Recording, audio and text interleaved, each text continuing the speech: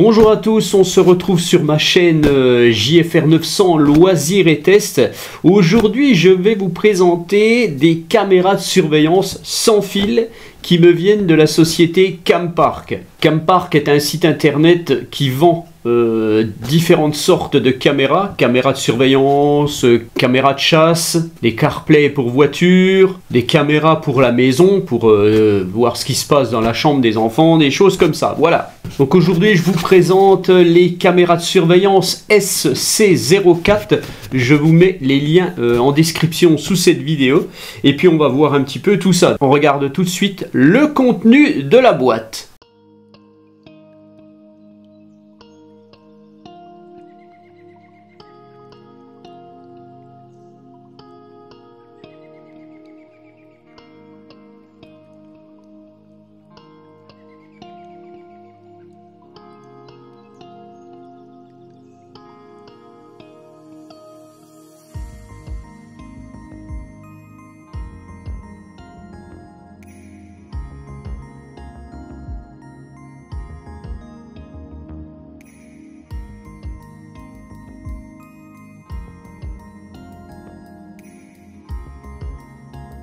Une chose à savoir, c'est que ces caméras déjà sont configurables sur iOS et sur Android.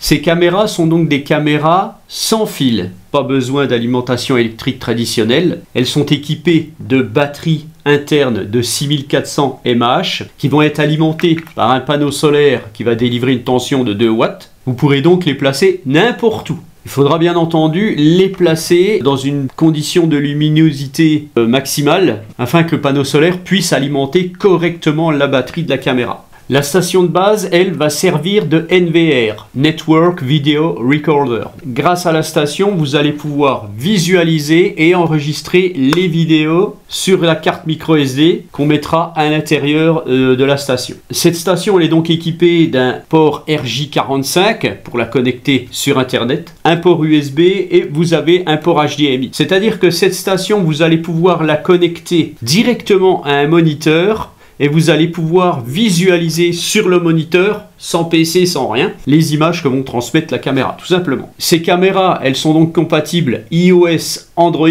et donc vous allez pouvoir visualiser aussi les images via une application sur votre téléphone portable. Vous allez de même pouvoir visualiser les images sur un PC. Les caméras en elles-mêmes donc sont des caméras de 4 mégapixels. Vous aurez la possibilité de zoomer à 5 fois, c'est un zoom digital. Les images sont donc des images UHD. Elles sont bien entendu équipées de capteurs infrarouges pour la nuit. Elles sont aussi équipées de haut-parleurs et de microphones. Dans l'application, vous appuierez sur une petite touche microphone et vous pourrez parler à la personne qui viendra si vous mettez cette caméra par exemple vers votre porte d'entrée. En termes de détection, c'est une détection PIR. Le capteur de détection PIR, lui, permet de réduire à peu près à 95% les fausses alarmes comme les insectes, les feuilles mortes, les choses comme ça. Donc à chaque détection de mouvements suspects ou de personnes qui arriveront dans le champ de vision de la caméra, elle enverra bien entendu une alarme sur votre téléphone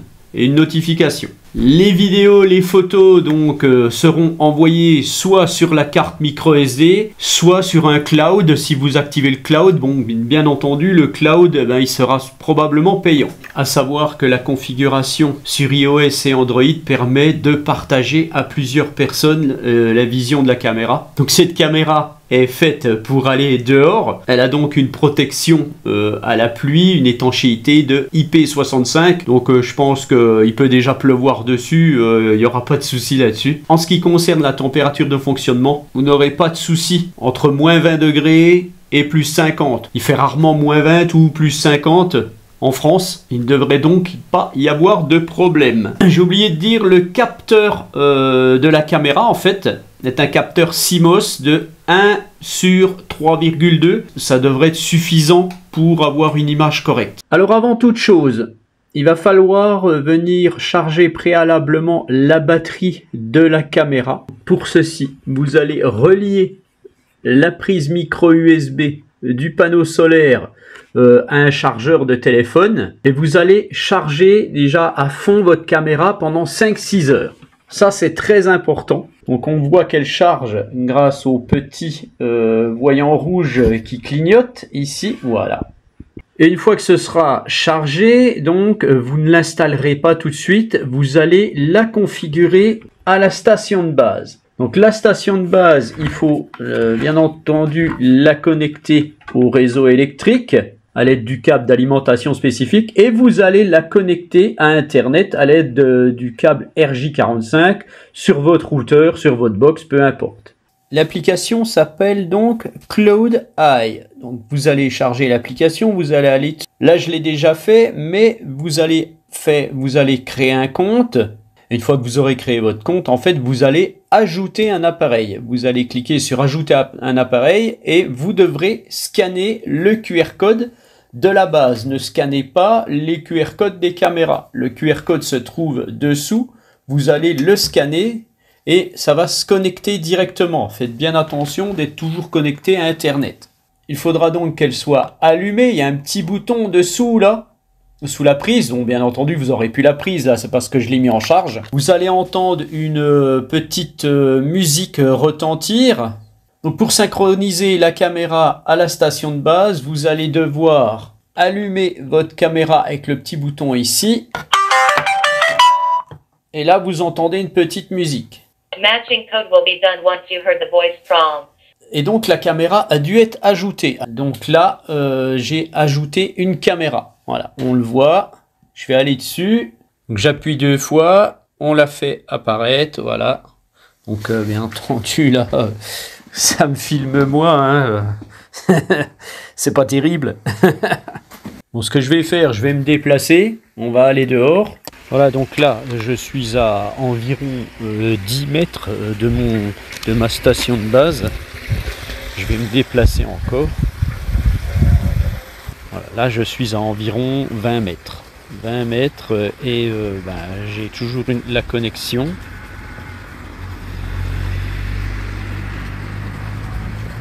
Donc là, ça a coupé.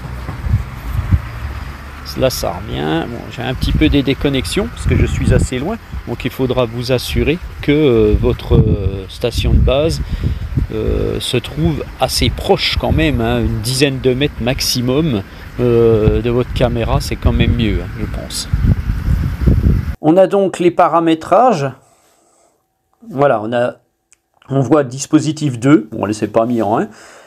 Signal moyen, hein, donc je suis quand même à quasiment 15 bons mètres. Batterie 94%, donc ça c'est bien. Donc après on a alerte de détection de mouvement, voilà, on a la sensibilité de détection haute. On peut bien entendu paramétrer cette sensibilité, je vais la mettre sur moyen. On a une période de détection de mouvement, on peut choisir toute la journée, jour, nuit, personnalisé. Les paramètres d'enregistrement. Surveillance optimale. On peut bien entendu enregistrer uniquement que en cas d'alerte. Paramètres de stockage. Donc là, je n'ai pas mis de carte micro SD dans la base. Donc j'en mettrai une. Il vaut mieux mettre la carte micro SD dans la base que dans la caméra. On peut partager l'appareil. Hein, il va falloir définir un mot de passe. Donc le mot de passe, c'est le mot de passe de l'appareil. Pour la station de base, on peut voir si elle est liée, bien entendu. On peut activer une alarme de synchronisation. Les paramètres de stockage, donc stockage local, je n'ai pas mis de carte micro SD dedans encore. Le réglage de l'heure, on va synchroniser l'heure avec le téléphone. Ces caméras sont apparemment compatibles avec Alexa.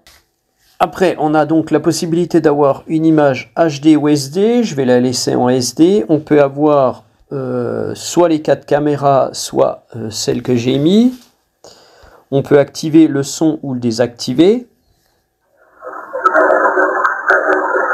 Voilà, là on entend dehors. On va pouvoir parler. Voilà. Donc là, j'ai tout activé. On peut parler, bien entendu. On peut voir aussi ce qui se passe dans les événements. Hein, voilà, simplement.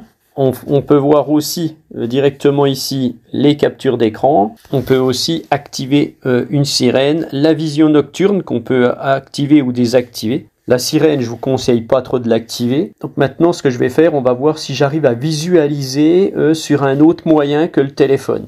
Voilà, donc comme vous pouvez le voir, j'ai le retour vidéo de mes deux caméras que j'ai installées dehors. Une devant et une derrière où je suis en chantier. Un câble HDMI donc à mon écran, bien entendu. Et j'ai connecté aussi la petite souris ici pour pouvoir naviguer sur le software des caméras. Alors, voilà, donc une fois que c'est connecté, le logiciel arrive, bien entendu. Et ça va vous faire ajouter les caméras. Voilà, donc vous vous connectez avec votre admin et vous avez ici toutes les configurations possibles. Les configurations générales, donc bien entendu, vous ferez ce que vous voulez. Hein.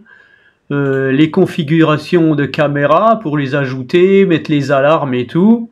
Au début, bien entendu, vous serez obligé de définir l'heure. La date et l'heure par rapport au fuseau horaire, la langue aussi, hein, quand le système va se mettre en place, il faudra définir la langue, mais bon, ça, il n'y a pas de problème, tout c'est facile à faire.